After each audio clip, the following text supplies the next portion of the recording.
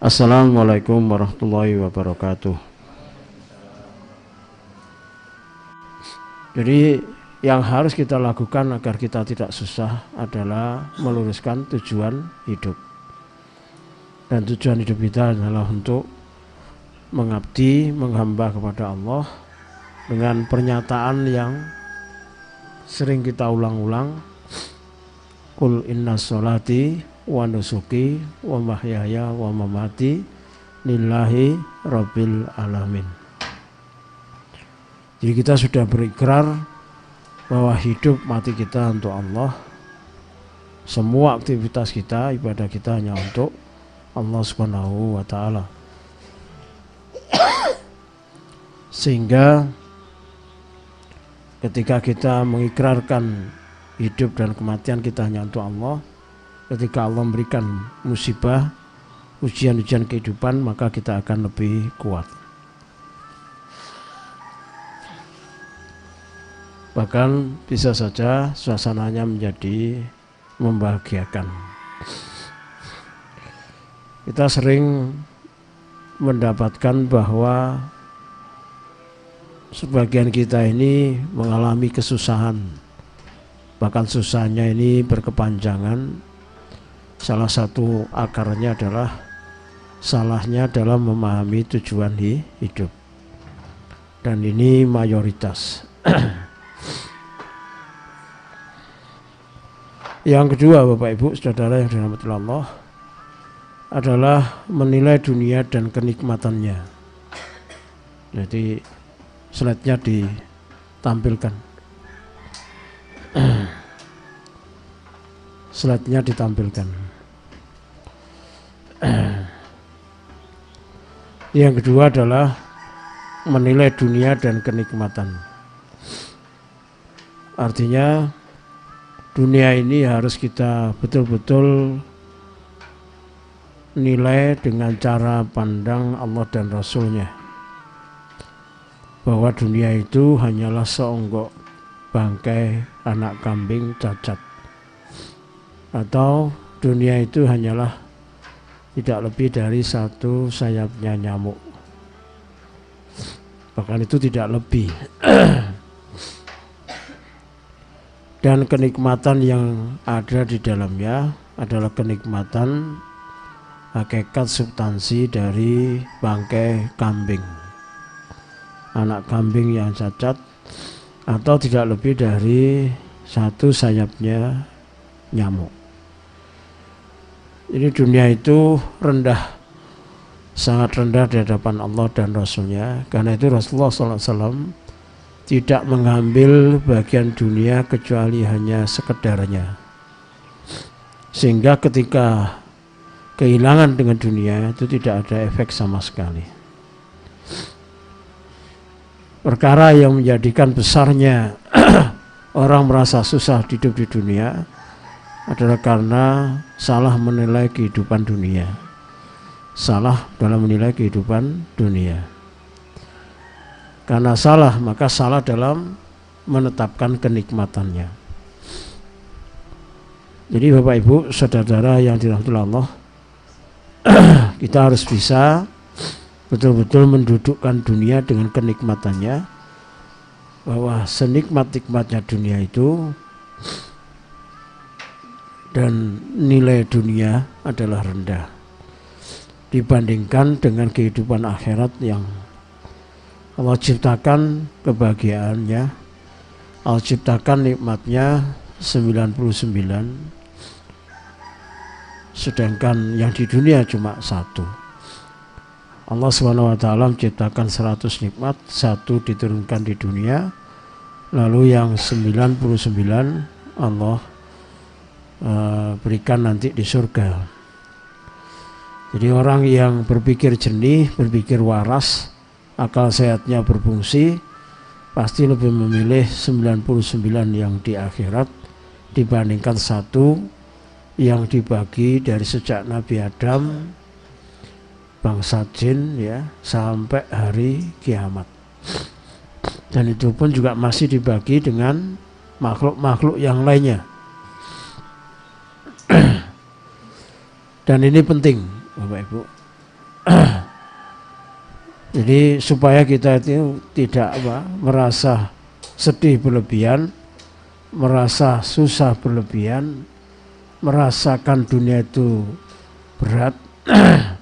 Karena dunia itu hanya satu onggok bangkai anak kambing yang cacat, atau tidak lebih dari satu sayapnya nyamuk. Dan itu pun kenikmatannya satu dibagi sejak Nabi Adam sampai kiamat. Manusia dan jin dan juga hewan serta makhluk yang lainnya yang membutuhkan kenikmatan dari yang Allah turunkan di dunia ini. Jadi sekali lagi, tidak patut urusan dunia itu sebetulnya dipersoalkan berlebihan. Karena itu pikiran seperti ini, keyakinan seperti ini harus tertancap di jantung kita, di hati kita, dan kita harus perlahan-lahan meladani Rasulullah SAW. Ini harus diingat-ingat betul. Kadang susah itu, rasa berat itu karena karena kita salah menakar urusan dunia dan kenikmatannya. Lalu selanjutnya, yang bisa melepas kesusahan dan menjadi bahagia adalah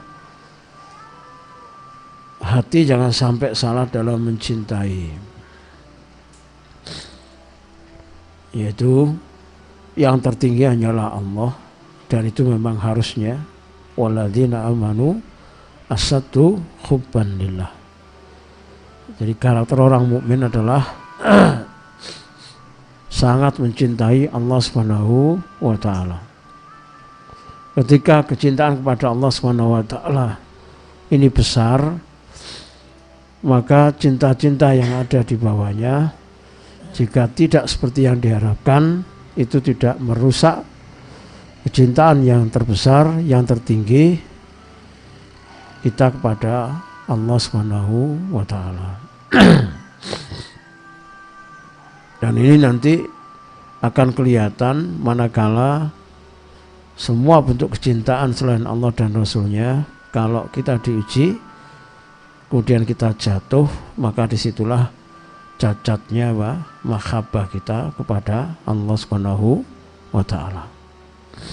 Apakah itu pada pasangan, pada anak, bahkan pada diri sendiri. Nah, ini penting. Jadi yang membuat susahnya kehidupan karena kita salah dalam menetapkan sesuatu yang kita cintai. Yang kalau itu berlebihan di atas haknya Allah dan Rasul yang harus kita cintai, maka kaidahnya udibabih, menjadi disiksa. Karena itu susah itu kadang karena dosa, susah itu karena kesalahan dalam menetapkan kecenderungan hati secara berlebihan mencintai selain Allah dan Rasulnya. Bapak Ibu, kalau kita ini punya keyakinan yang benar ya terhadap poin C ini, poin B dan A, lalu itu berada dalam kehidupan kita sehari-hari, maka semua masalah itu akan tampak ringan, akan tidak terasa berat, sehingga perasaan susah itu insya Allah dijauhkan oleh Allah Subhanahu wa taala.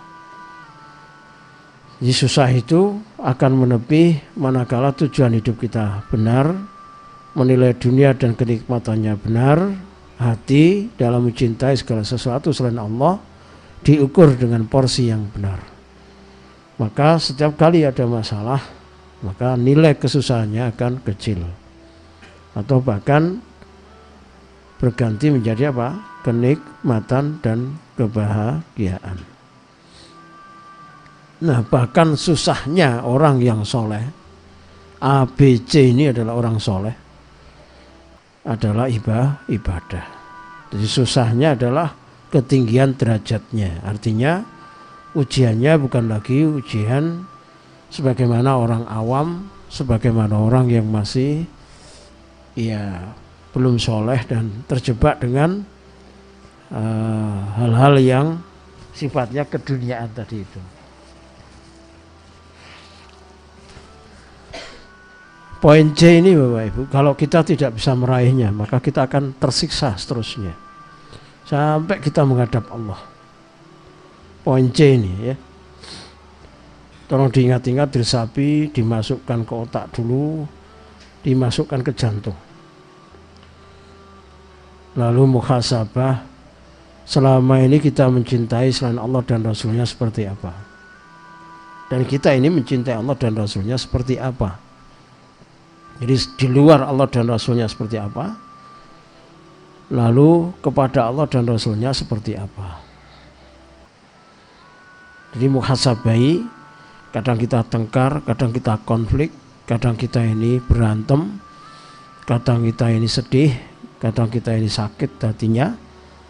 Kalau ternyata itu urusan-urusan selain Allah dan Rasulnya, maka sebetulnya hati kita sendiri yang sakit. Hati kita salah dalam menetapkan sesuatu yang kita harus cintai. Ishad indan nas yuhibbun nas. Rasulullah SAW menyatakan, zuhudlah terhadap apa yang di sisi manusia, maka orang akan mencintai.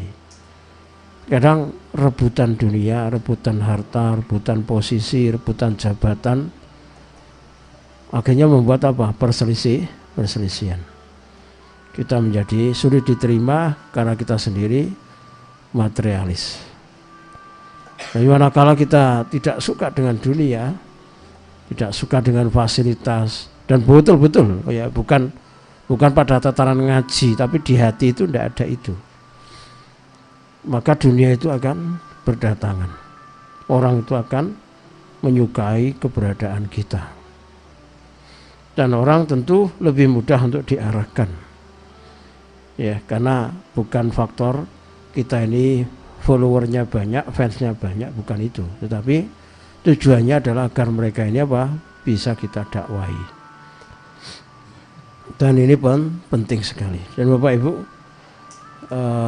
yang menghisap, yang menghitung, yang meneliti bukan makhluk, bukan atasan, bukan pasangan, tapi yang menghisap, yang meneliti, yang mengetahui secara detail, khabirun, yaitu Allah Subhanahu wa ta'ala. Maka jangan main-main dengan kondisi hati, jangan main-main dengan otak, ya.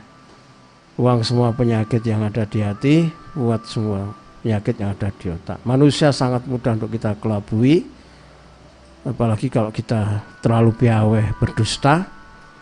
Sudah biasa dusta, biasa berkhianat, biasa curang, maka siapapun mudah untuk kita bodohi, kita curangi. Tetapi ingat bahwa Allah Subhanahu wa ta'ala tidak seperti itu.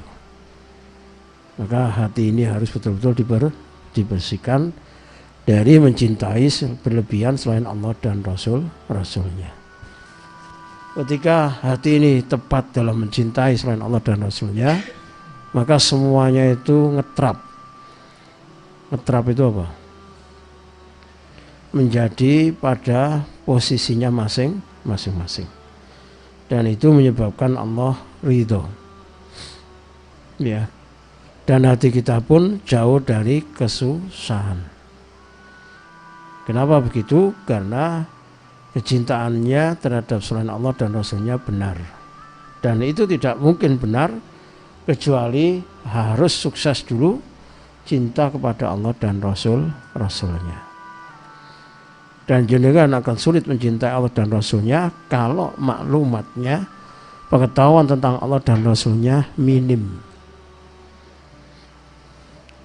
Kalau jenengan sedikit tentang Allah, pengetahuan tentang Allah dan Rasulnya, tidak banyak baca, tidak banyak belajar, khususnya tauhid, dan khususnya kedua adalah Rasulullah SAW, pastinya otak kita ini diisi selain itu. Maka kecintaan yang lebih besar adalah kecintaan yang otak kita didominasi, yang itu selain Allah dan Rasulnya. Rasulnya.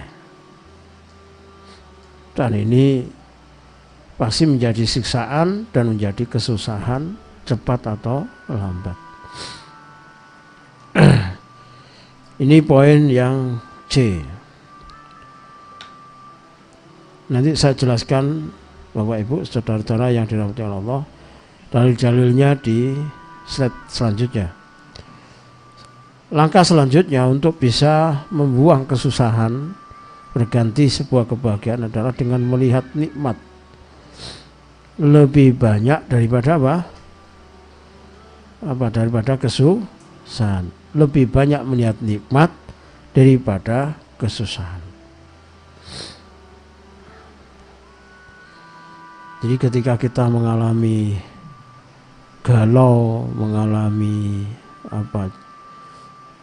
sedih, mengalami kekecewaan, mengalami susahan, apapun lah yang menyebabkan, maka segera sadar bahwa itu sunatullah, ya, dan bahkan bisa saja itu sebagai bentuk tanda Allah mencintai.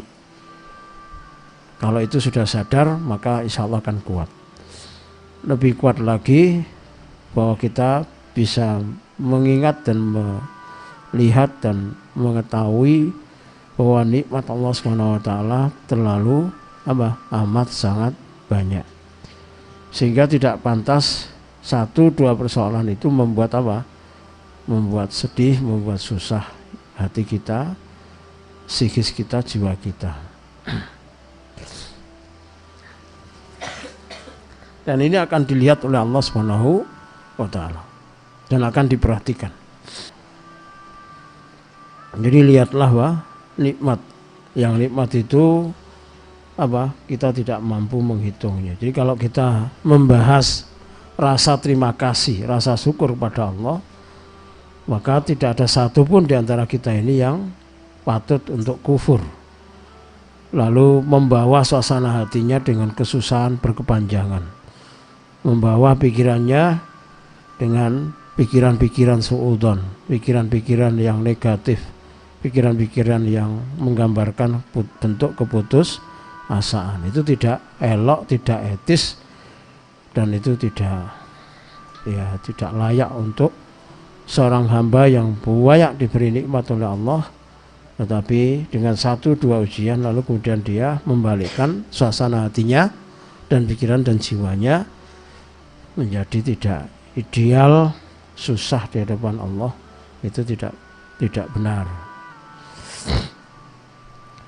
Jadi ingat-ingat kenikmatan. Nanti kita akan uraikan dalil-dalilnya, penjelasannya.